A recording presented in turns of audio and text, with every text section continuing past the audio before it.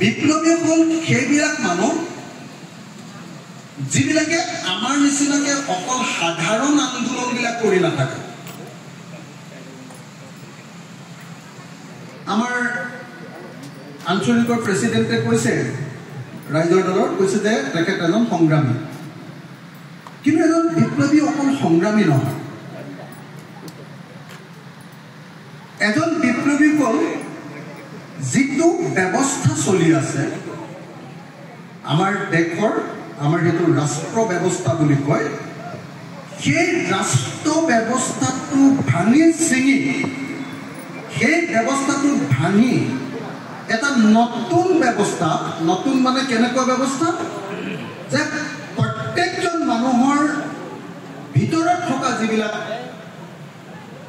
যিটো ব্যক্তিত্ব, পাৰ্চনেলিটিজ, যিটো প্ৰতিভা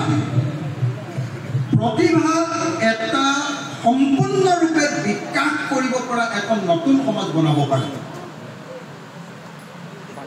তাৰ কাৰণে কাম কৰা মানুহজনক বিপ্লৱী বুলি কয়। এতিয়া মই কেইটামান শব্দ কলো যে বিপ্লৱী হ'ল সেইজন মানুহ যি এটা ব্যৱস্থাক ভাঙে। এতিয়া আমাৰ যিটো ব্যৱস্থা আছে, এইটো কি ব্যৱস্থা? এইটো প্ৰথমতে বিপ্লৱ কৰিবলৈ হ'লে সেইটো প্ৰথমতে জানি ল'ব লাগে। মই কেইবাটাও শব্দ কৈ আছো যে এটা সংগ্ৰামী আৰু বিপ্লৱী একে শব্দ নহয়। সংগ্ৰামী মানে আমাৰ নিচিনা মানুহ যিবিলাকে আমি আন্দোলনবিলাক কৰোঁ, অন্যায় দেখিলে প্ৰতিবাদ কৰোঁ, কিন্তু বিপ্লৱী তাতকৈ বহু বেছি ওপৰত। বিপ্লৱীসকল সেইসকল যিসকলে অকল আন্দোলন কৰি কিবা এটা বস্তু সংস্কাৰ ভাল কৰে এনেকুৱা নহয়, সামগ্ৰিকভাৱে গোটেই ৰাষ্ট্ৰ ব্যৱস্থাটো বদলাই পেলাই নতুন ৰাষ্ট্ৰ ব্যৱস্থা গঢ় দি, নতুন ব্যৱস্থা এটা গঢ় দি কি কৰে, প্ৰত্যেকজন নাগৰিকৰ কল্যাণ হ'ব পৰা এটা চিষ্টেম কৰি দিয়ে। যেনেকৈ ধৰক ফৰাচী বিপ্লৱ, যেনেকৈ ধৰক চীন বিপ্লৱ, যেনেকৈ ধৰক সোভিয়েট বিপ্লৱ। এতিয়া ফৰাচী বিপ্লৱত কি কৰিছিলে? ফৰাচী বিপ্লৱৰ সময়লৈকে ফ্ৰান্সত ৰজা আছিল। সেইটোক কয় সামন্তীয় ব্যৱস্থা। ৰজা থকাৰ যিটো যুগ আছিলে, সেই ব্যৱস্থাটোক কয় সামন্তীয় ব্যৱস্থা, ফিউডেল চিষ্টেম। সেই ফিউডেল চিষ্টেমটো ভাঙি ৰজা থকা ব্যৱস্থা। ৰজা থকা মানে কি? ৰজা মানে কোন? ৰজা মানে হ'ল এই বুলি বিশ্বাস কৰা হয় যে ঈশ্বৰে এজন মানুহ পঠিয়াই দিছে, তেওঁ সেই এলেকাটো, যিটো এলেকাত সেই মানুহজনে শাসন কৰে, সেই এলেকাটোত ঈশ্বৰৰ প্ৰতিনিধি ৰূপে সেই এলেকাটো শাসন কৰে।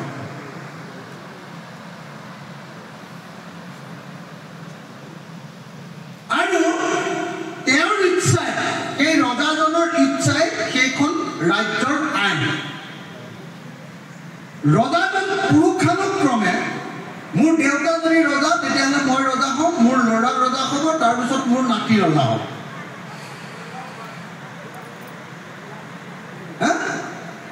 সেইকাৰণে সেই ব্যৱস্থাটো ভাল ব্যৱস্থা নহয় বুলি কি কৰিছিলে? ফ্ৰান্স বিপ্লৱত ফৰাচী দেশৰ মানুহবিলাকে এটা নতুন ব্যৱস্থা আনিছিলে, যিটো ব্যৱস্থা কি? মই অলপ আগতে যিটো কৈছিলো, ফিউডেল চিষ্টেম বা সামন্ততান্ত্ৰিক ব্যৱস্থা, ৰজাৰ যুগ, সেইটোক ভাঙি কি কৰিছিলে? গণতন্ত্ৰ যুগ বা কেপিটেলিজিম ষ্টাৰ্ট কৰিছিলে। বিপ্লৱ মানে এটা সামাজিক, ৰাজনৈতিক, অৰ্থনৈতিক ব্যৱস্থাক ভাঙি পেলোৱা। ৰজাৰ যিটো শাসন আছিলে সেই ব্যৱস্থাটো ভাঙি পেলোৱা। বিপ্লৱীজন সেইকাৰণে সাধাৰণ এজন মানুহ নহয়, আমাৰ নিচিনা MLA মিনিষ্টাৰ হোৱা মানুহ নহয়। MLA মিনিষ্টাৰ মানে আমি এই চিষ্টেমটো ধৰিহে ৰাখিছো। তেওঁলোকে এই চিষ্টেমটো ভাঙিব খুজিছে। ভাঙি ব্যৱস্থাটো ভাঙিব খোজে কাৰণে এই ব্যৱস্থাটোৰ যিটো ৰাষ্ট্ৰ চলি আছে এই ৰাষ্ট্ৰ ব্যৱস্থাটোৱে বিপ্লৱী দলকে আটাইতকৈ ডাঙৰ শত্ৰু ৰূপে গণ্য কৰে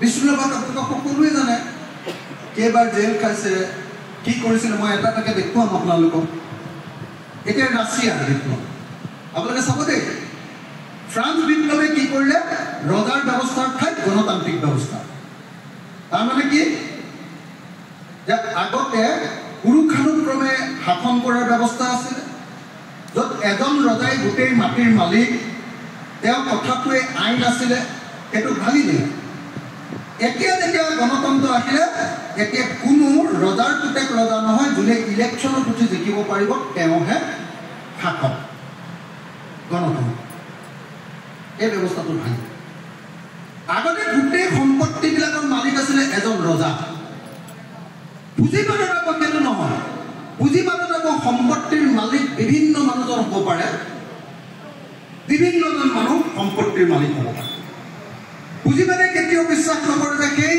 যিখিনি সম্পত্তিৰ মালিক সেইখিনি আচল মালিক ৰজা এইটো বিশ্বাস নকৰে যিজন মালিক সেইজনে মালিক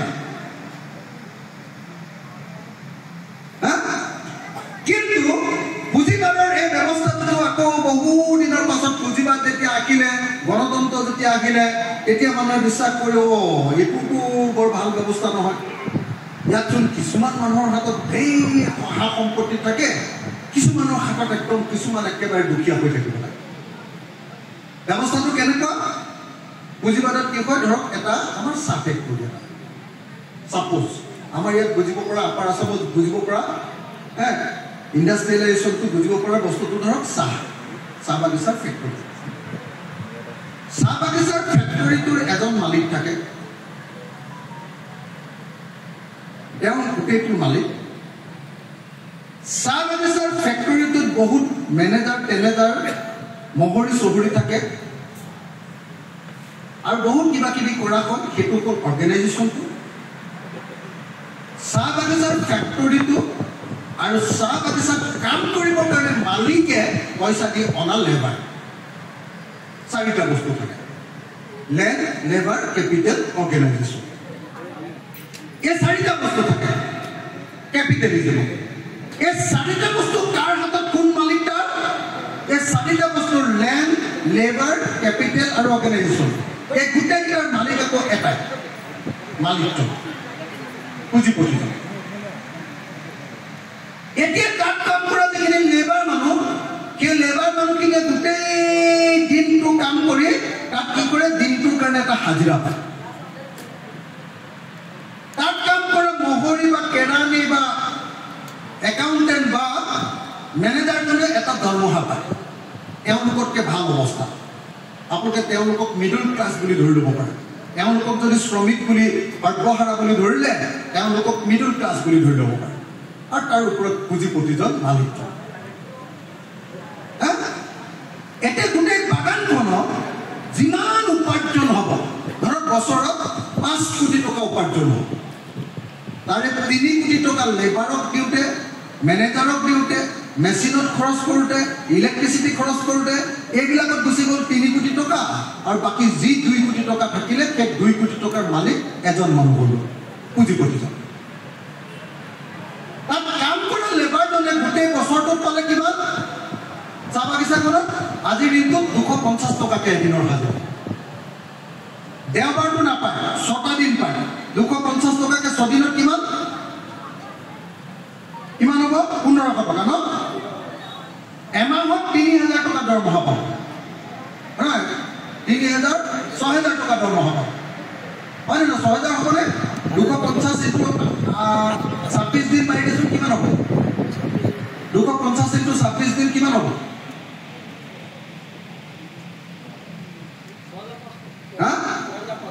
6500 26 দিন কি 6500 ইনটু 12 মাহ কিমান 78,000 অৰ্থাৎ এবছৰত এজন শ্ৰমিকে গোটেই বছৰটো কাম কৰি ৰাতিপুৱাৰ পৰা গধূলিলৈকে 8 ঘণ্টা কাম কৰি পাব 78,000 টকা আৰু মালিক এজনেই অকল কামৰ পৰা এবছৰত লাভ কৰিব 2 কোটি টকা লাভ হয়নে এই শ্ৰমিকজনে কষ্ট কৰি তেওঁ সম্পত্তিটো গোটাই তেওঁ তাৰ ভাল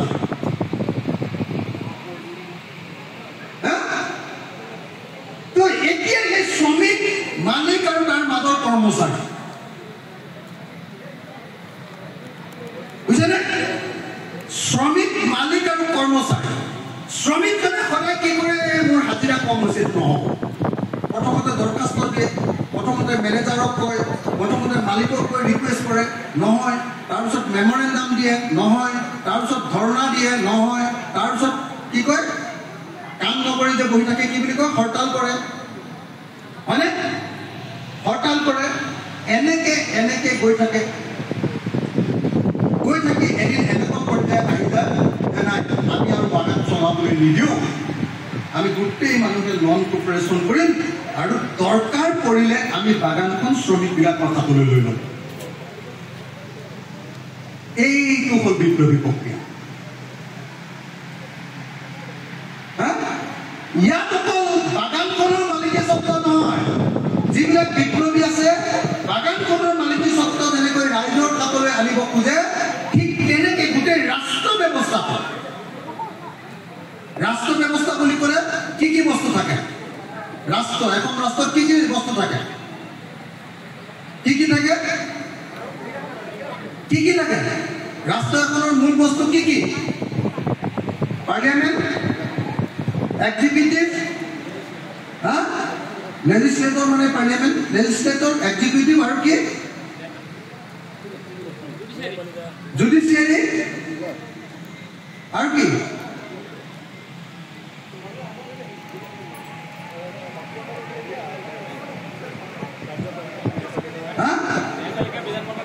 এই গোটেই ব্যৱস্থাটো ভাঙিছে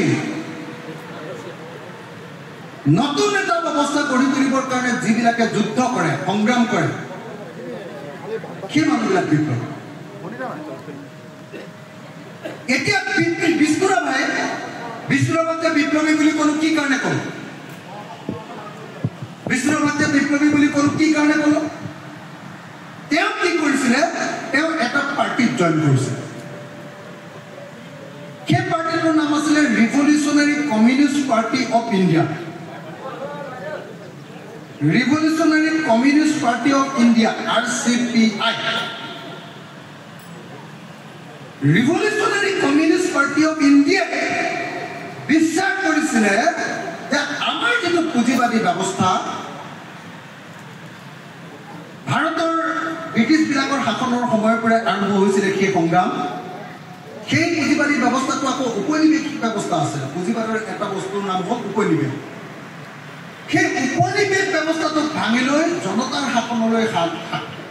হাতলৈ শাসন আনিম বুলি RCPI যিটো বিপ্লৱী কাম চিষ্টেম ভঙাৰ কাম পুঁজিবাদী উপনিৱেশিক ব্যৱস্থাটো ভঙাৰ যিটো কাম কৰিছিলে সেই কামটোৰ এজন নেতা আছিলে আমাৰ বিষ্ণুৰাভ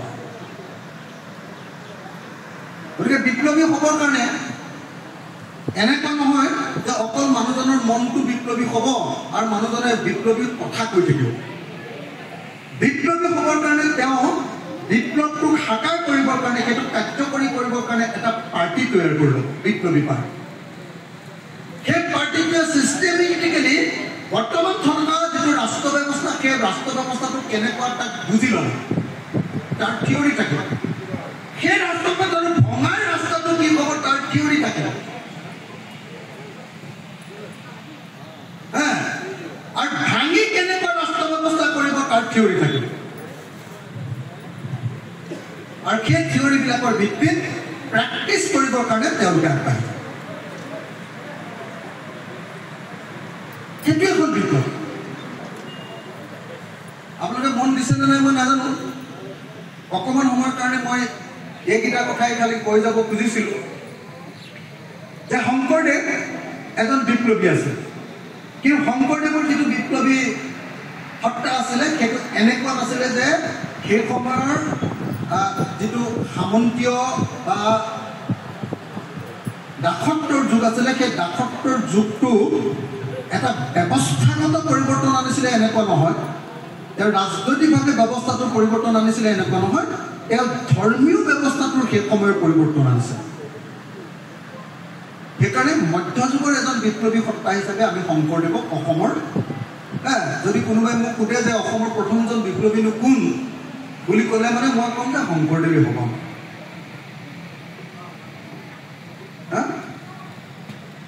তাৰ পাছত আমাৰ দেশ তাৰ পাছত ৰজাৰ শাসনলৈ আহিলে। সেই সময়ত ৰজাৰ শাসন আছিলে। ৰজাৰ শাসনৰ পৰা উফৰাই পেলাবৰ কাৰণে আমাৰ বহুত মানুহে কাম কৰিছিলে। কোনে কোনে কৰিছিলে আপোনালোকে জানে। সেইবিলাক তেওঁলোকক বিপ্লৱী বুলি নিশ্চয় নক'ব, তেওঁলোকে এটা নতুন ব্যৱস্থাৰ কাৰণে কৰা নাছিলে। ব্ৰিটিছসকলে আমাৰ শাসন লৈছিলে, সেই শাসনটোৰ পৰা উফৰাই পেলাই আমাৰ ৰাজ্যখন স্বাধীন কৰিবৰ কাৰণেহে তেওঁলোকে লৈছিলে। গতিকে তেওঁলোক হয়তো বিপ্লৱী নহয়, কিন্তু তেওঁলোক একোজন আমাৰ দেশৰ কি ক'ব, আমাৰ ৰাজ্যখনৰ স্বাধীন সত্তা সুৰক্ষিত কৰিবলৈ কৰা একোজন ডাঙৰ সংগ্ৰামী আছিল। তাৰ ভিতৰত কোন কোন আছিলে? ব্ৰিটিছ শাসনৰ বিৰুদ্ধে আমাৰ নিজৰ শাসনটো ৰাখি থ'ব লাগে বুলি কোৱা কোন কোন আছিলে? কথাটো কোনেও নাজানো, কোনে এনেই এইগাল কথাটো এনেই ছাত্ৰ মুক্তি এনেই কৰি আছে। কোন কোন? গোমধৰ কোঁৱৰ হয়। আৰু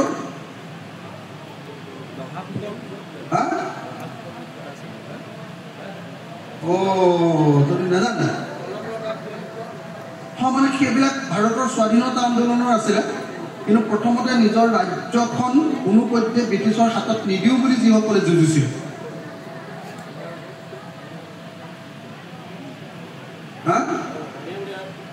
মনিৰাম দেৱানো হয়।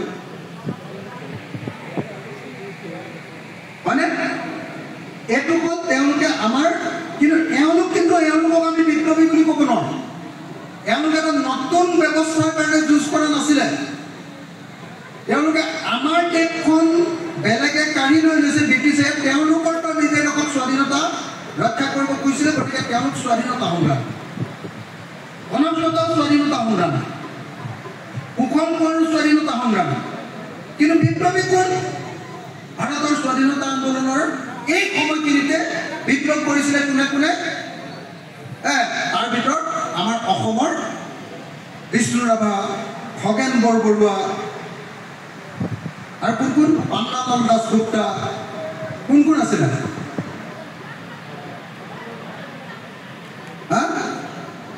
যিবিলাকে আমাৰ এই যিটো ব্যৱস্থা, ভাৰতৰ স্বাধীনতাৰ পাছৰ আৰু আগৰ যিটো গণতান্ত্ৰিক ব্যৱস্থা, এই ব্যৱস্থাৰ পৰিৱৰ্তে নতুন এটা ব্যৱস্থা, সাম্যবাদী কমিউনিজিম। মই অলপ আগতে কৈ আহিছিলোঁ দেই, আপোনালোকে চাব, প্ৰথমতে চাব মানুহৰ এই সভ্যতাটো কেনেকে আগবাঢ়িছে। প্ৰথমতে মানুহ জংঘলত আছিলে, তাৰপিছত মানুহে শ্লেভৰ যুগলৈ আহিলে, দাসত্বৰ যুগলৈ। দাসত্বৰ যুগৰ পাছৰ পৰা ক'লৈ আহিলে? সামন্তবাদলৈ, ৰজাৰ শাসনলৈ। ৰজাৰ শাসনৰ পাছত আহিলে গণতন্ত্ৰলৈ, ফৰাচী বিপ্লৱ। তাৰপিছত গণতন্ত্ৰই আমাক শান্তিত ৰাখিব নোৱাৰিলে, এইবাৰ ৰাছিয়াৰ বিপ্লৱ আহিলে, চীনৰ বিপ্লৱ আহিলে, ফিডেল কাষ্ট্ৰোৰ সংগ্ৰাম আহিলে, কিউবা, এইবিলাক আহিলে। কিন্তু সেইবিলাক আমি টিকাব নোৱাৰিলোঁ। আকৌ পুঁজিবাদে ঘূৰি লৈ আকৌ পুঁজিবাদকে ৰাখি দিলে, পুঁজিবাদক ৰাখি দিলে। সেই পুঁজিবাদক ভাঙিবৰ কাৰণে এইবাৰ CPI নামৰ এটা পাৰ্টি ওলাল। প্ৰথমতে CPI নামৰ এটা পাৰ্টি ওলাইছিলে। তেওঁলোকেও সহস্ৰ সংগ্ৰামেৰে আমাৰ দেশখন মানে দেশত বিপ্লৱ কৰিম বুলি কৈছিলে। এতিয়া আপুনি যদি চাই বিষ্ণু ৰাভাই কি কৰিছিলে, এতিয়া যদি চাই আপোনালোকে, কোনোবাই ইয়াত থকা কোনোবাই বিষ্ণু ৰাভাৰ ৰচনাৱলীৰ দ্বিতীয় খণ্ড কোনোবাই পঢ়িছে নেকি? দ্বিতীয় খণ্ডৰ হালধীয়া বেটুপাতৰ দ্বিতীয় খণ্ডটো পঢ়িলেই বিষ্ণু ৰাভাৰ আচল বস্তুবিলাক তাতে আছে। এটা ইণ্টাৰেষ্টিং কথা, চীনৰ বিপ্লৱৰ মহান নেতা মাও চেতুঙৰ অন কণ্ট্ৰাডিকশ্যন এণ্ড কি আছিলে, দ্বন্দ্ব আৰু কি আছিলে তেওঁৰ কিতাপখন? পাহৰিয়ে গৈছোঁ বহুত দিন চৰ্চা নাইকিয়াকৈ হা থিয়ৰি এণ্ড কণ্ট্ৰাডিকশ্যন এণ্ড হেৰি সেই কিতাপ প্ৰথম কেনেকৈ ভাৰতৰ স্বাধীনতা কি কয় চীনৰ বিপ্লৱ সাধন ক'ব পাৰে তাৰ গোটেই বস্তুবিলাক চীনৰ বিপ্লৱৰ যিটো ৰূপৰেখা যিবিলাক তৈয়াৰ কৰিছিলে অসমৰ প্ৰথমজন মানুহ বিষ্ণুৰাভা যিবিলাকে মাও চেতুঙৰ সেই গুৰুত্বপূৰ্ণ ৰচনাবিলাকৰ অনুবাদ কৰিছিলে প্ৰথমবাৰ